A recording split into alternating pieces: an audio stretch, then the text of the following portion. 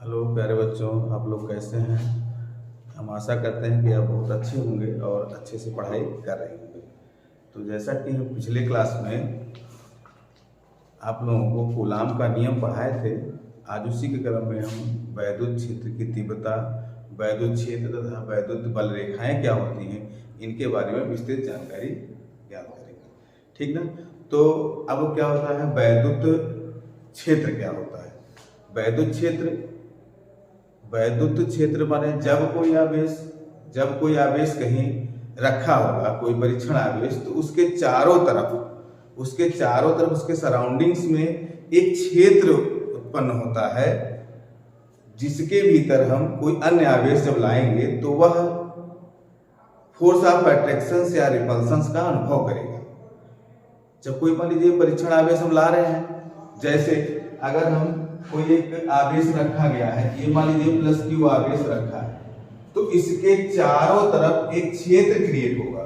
इसके चारों तरफ क्या होगा, एक क्षेत्र एरिया सराउंडिंग, इसके एक ऐसा एरिया होगा जिसके भीतर अगर हम कोई अन्य आवेश लाएंगे, मान लीजिए कोई हम टेस्ट चार्ज ला रहे हैं, जिसपे हमें देखना है कि इसका क्षेत्र क्या है, वैद्युत क्षेत्र कहाँ तक लग रहा है। तो कोई आवेश मान लीजिए अगर हम Q0 ला रहे हैं, तो ये भी प्लस है, तो इसको हम लाएंगे जहां लाते हैं, और जिस स्थान पर, जिस पॉइंट पर हमें फोर्स ऑफ अट्रैक्शन या रिपल्शन का अनुभव होगा, वह क्षेत्र क्या कहलाएगा, वैद्युत क्षेत्र कहलाएगा। अर्थात किसी आवेश के चारों तरफ का वह क्षेत्र, या आवेश समुदाय के चारों तरफ का वह क्षेत्र, जिसके भीतर किसी अन्य परीक्षण आवेश को लाने पर वह फोर्स ऑफ अट्रैक्शन और रिपल्शन या प्रतिकर्षण या आकर्षण बल का अनुभव करेगा, वह क्षेत्र क्या कहलाएगा, वैद्युत क्षेत्र कहलाएगा। समझ में आया कि नहीं आया। वैद्युत क्षेत्र मतलब यही हो गया कि कोई आवेश है, अगर कोई अन्य आवेश लाओगे तो वह फोर्स ऑफ अट्रैक्शन और रिपल्शन का फील करेगा। ये नहीं है, अब वो तो डिपेंड करेगा कि दोनों चार्ज प्लस प्लस है, समान है, तो फोर्स ऑफ रिपल्शन अर्थात प्रतिकर्षण का अनुभव करेगा। यदि अगर दोनों विपरीत है, कोई प्लस है कोई माइनस है, तो वो फोर्स ऑफ अट्रैक्शन का अनुभव करेगा। तो कहने का मतलब है वैद्युत क्षेत्र की बात कर रहे हैं, तो वैद्युत क्षेत्र सीधा सीधा कोई आवेश है, किसी आवेश या आवेश समुदाय के चारों तरफ का वह क्षेत्र, जिसमें किसी अन्य आवेश को इंट्रोड्यूस कराने पर, किसी अन्य आवेश को लाने पर जिस पॉइंट पर वह वैद्युत आकर्षण बल या प्रतिकर्षण का अनुभव करेगा, वह क्षेत्र क्या कहलाएगा, वैद्युत क्षेत्र कहलाएगा। ठीक ना। वैद्युत क्षेत्र समझ में आ गया कि नहीं आ गया। तो अब जैसे वैद्युत क्षेत्र, यहाँ ये चार्ज पार्टिकल है, तो यहाँ पे इस पर एक फोर्स ऑफ क्या लगेगा, ये भी प्लस है ये भी प्लस है, तो कैसा लगेगा, फोर्स ऑफ रिपल्शन अर्थात प्रतिकर्षण बल लगेगा। ठीक ना। तो ये हो गया वैद्युत क्षेत्र। अब वैद्युत क्षेत्र के बाद आता है वैद्युत बल रेखाएं। कहने का मतलब ये वैद्युत क्षेत्र के अंदर बल लग रहा है ना, तो बल रेखाएं क्या होती हैं, वैद्युत बल रेखाएं क्या होती है। हमेशा देखिए, जैसे आवेश आप लोग जानते हैं दो प्रकार के होते हैं, मेनली दो आप है कि प्लस और माइनस। तो हमेशा जो है प्लस से वैद्युत बल रेखाएं निकलकर माइनस में क्या होती हैं, मर्ज होती हैं। क्या होती हैं, प्लस से निकलकर माइनस में मर्ज होती हैं। अर्थात ये देखिए चारों तरफ ये जो है वैद्युत बल रेखाएं निकलेगी, और इसमें क्या होता है, आती हुई प्रतीत हो रही है।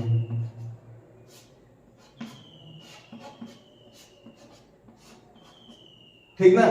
तो हमेशा जो है बल रेखाएं, जो वैद्युत बल रेखाएं होती हैं, प्लस से निकलती हुई और माइनस चार्ज में समाहित अर्थात आती हुई प्रतीत होती हैं। अगर ये दोनों पास में रखे जाएंगे तो कैसे बनेगा, देखिए ये मान लीजिए प्लस आवेश है,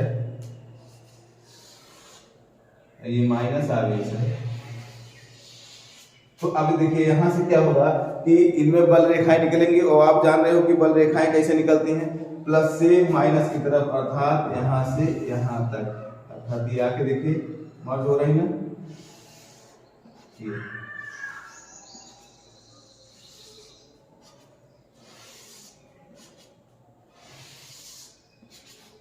और यहाँ ऐसे आपको दिखाई पड़ेगा कि निकल रही है, इधर भी ऐसे बहुत सारी वैद्युत बल रेखाएं निकल रही है, और यहाँ आती हुई प्रतीत हो रही है ऐसे।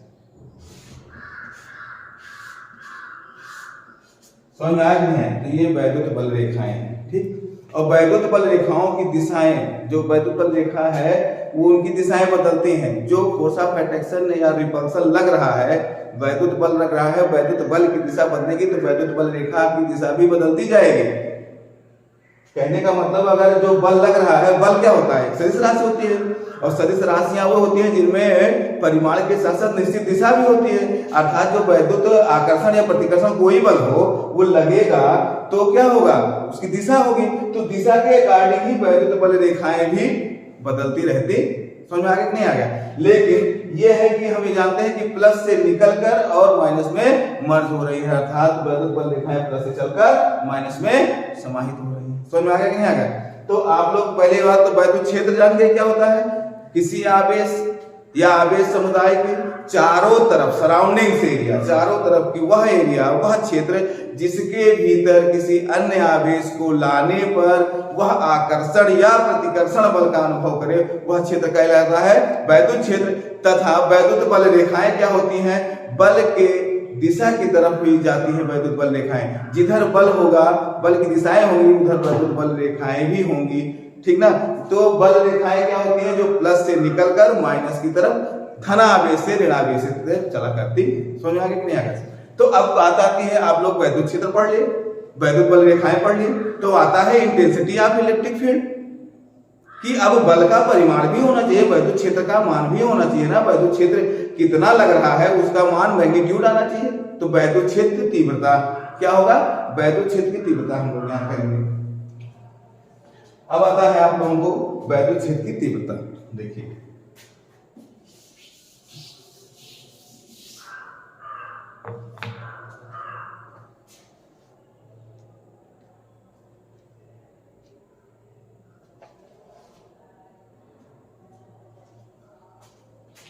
वैद्युत क्षेत्र तीव्रता intensity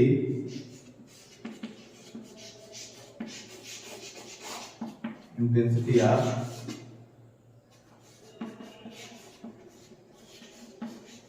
electric field,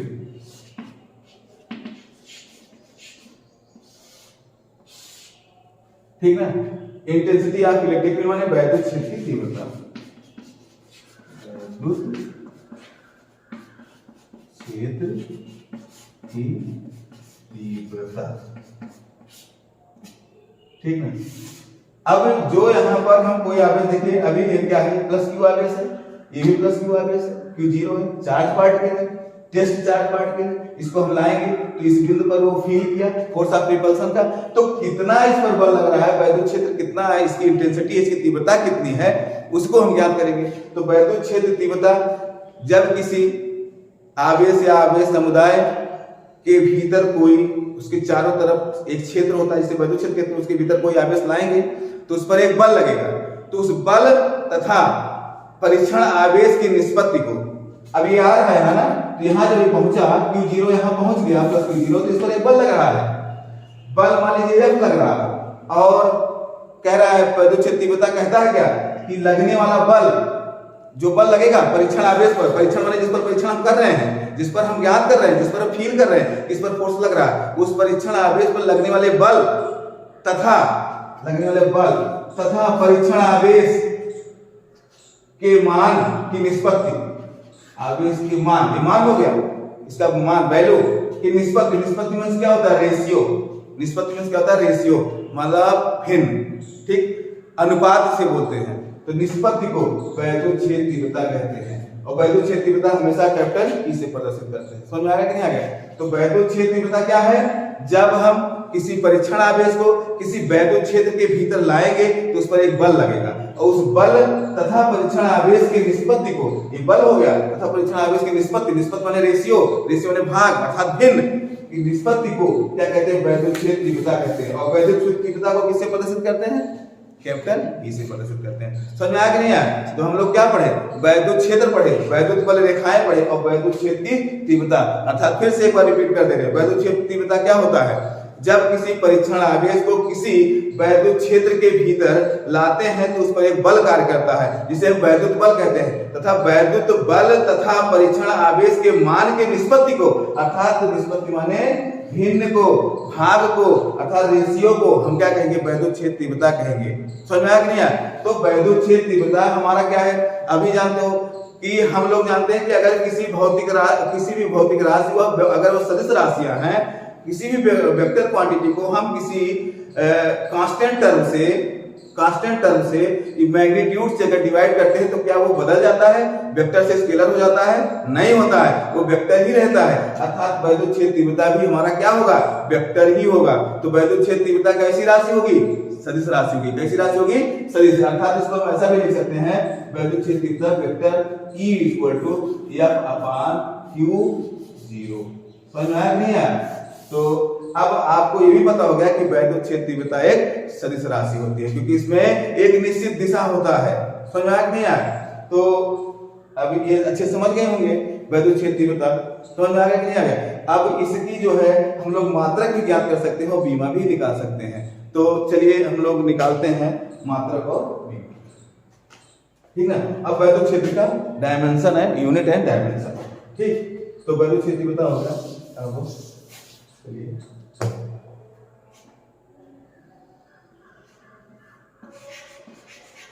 unit and dimension of intensity of electric field, intensity of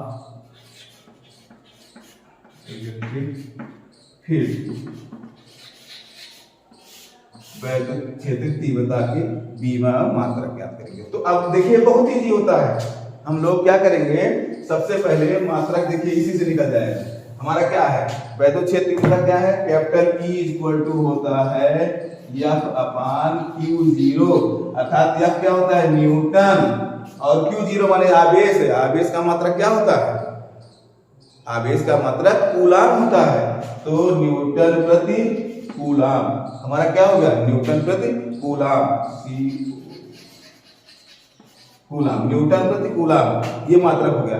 इसको देखिए बल का तो शॉर्ट फॉर्म है न्यूटन के अकॉर्डिंग आया था। इसको छोटा और कर सकते हैं। न्यूटन को क्या लिखेंगे, यह क्या होता है, यह बराबर ma होता है ना, यह बराबर क्या होता है, ma/Q0। अब m माने क्या हो गया, किलोग्राम। m का SI यूनिट क्या होता है, द्रव्यमान को किसमें नापते हैं, किलोग्राम में। a क्या है, एक्सीलरेशन, त्वरण, एक्सीलरेशन मीटर पर सेकेंड स्क्वायर। इसका SI मात्रक क्या होता है, मीटर प्रति सेकेंड स्क्वायर। अब ये क्या हो गया, किलोग्राम मीटर पर सेकेंड स्क्वायर और प्रति कूलाम, ठीक है। इसको और थोड़ा शार्ट कर सकते हो, लिखोगे क्या, किलोग्राम मीटर प्रति सेकेंड स्क्वायर कूलाम, ठीक है। अब देखिए ये तो आपका यूनिट हो गया, एक यूनिट तो ये 60 हो गया, ये अक्सर पूछा जाता है। और इसको ऐसे भी लिख सकते हो, किलोग्राम मीटर पर सेकेंड स्क्वायर प्रति कूलाम। समझ में आया कि नहीं आया? अब इसका हम लोग डायमेंशन भी निकाल सकते हैं। इसी से देखिए बहुत इजी हो गया डायमेंशन निकालना। बीमा कैसे ज्ञात करेंगे, हमारा क्या है, E का मात्रक, E की बीमा आ गई, मात्रक आ गया किलोग्राम मीटर प्रति सेकेंड स्क्वायर कूलाम। अब देखिए हम लोग मात्रक लिखते समय किलोग्राम को किससे को प्रदर्शित करते हैं, कैपिटल M से। कोई भी द्रव्यमान हो, चाहे वो kilogram, milligram, decagram, decigram, centigram, जिसमें भी हो, उसको हम कैपिटल M से प्रदर्शित करते हैं। और दूरी चाहे हमारा सेंटीमीटर हो, मिलीमीटर हो, डेकामीटर में हो, चाहे जिसमें हो, उसको हम कैपिटल L से लिखते हैं। तो कहने का मतलब किलोग्राम को हम लिखेंगे क्या, कैपिटल M, और ये मीटर है, मीटर को क्या लिखेंगे, कैपिटल L। सेकेंड हमने बताया है, पिछले क्लास में बताया कि अगर समय चाहे वो सेकंड में हो, चाहे घंटे में हो, चाहे वो मिनट में हो, अगर बीमा लिखते समय उसे हम किससे प्रदर्शित करते हैं, कैपिटल T से। तो कैपिटल T हो गया। और ये क्या स्क्वायर लगा है, तो इस पर भी स्क्वायर लगा देंगे। अरे भाई सेकंड पे स्क्वायर है, सेकंड लगा दिए। अब कूलाम तो आवेश का मात्रक होता है ना, तो हम क्या जानते हैं, इसका तो प्रॉपर कोई बीमा होता नहीं, हम इसको निकाल सकते हैं। Q बराबर होता है क्या, I into P। आई क्या है? करंट है। करंट का मात्रा क्या होता है? एम्पियर।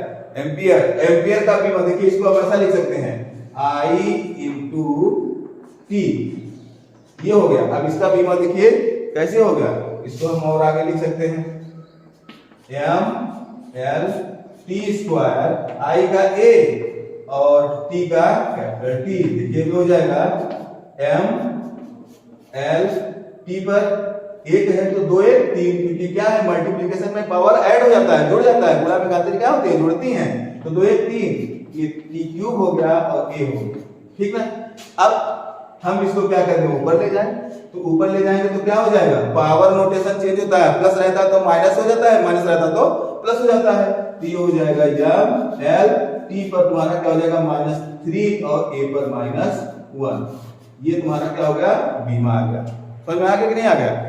तो हम लोग क्या निकाले, वैद्युत क्षेत्र क्या होता है उसके बारे में अच्छे से पढ़े, वैद्युत बल रेखाएं क्या होती हैं उसको भी पढ़ा गया, फिर वैद्युत क्षेत्र की तीव्रता इंटेंसिटी ऑफ इलेक्ट्रिक फील्ड को भी ज्ञात किए बाय फार्मूला हम लोग ज्ञात कर लिए, उसके बाद उसका मात्रक और बीमा, ठीक ना। तो वैद्युत क्षेत्र खत्म हो गया। अगला अब हम लोग किसी चार्ज पार्टिकल के कारण कुछ दूरी पर हम लोग वैद्युत क्षेत्र तीव्रता ज्ञात करेंगे, बिंदु आवेश के कारण किसी बिंदु पर वैद्युत क्षेत्र तीव्रता ज्ञात करेंगे, ठीक ना।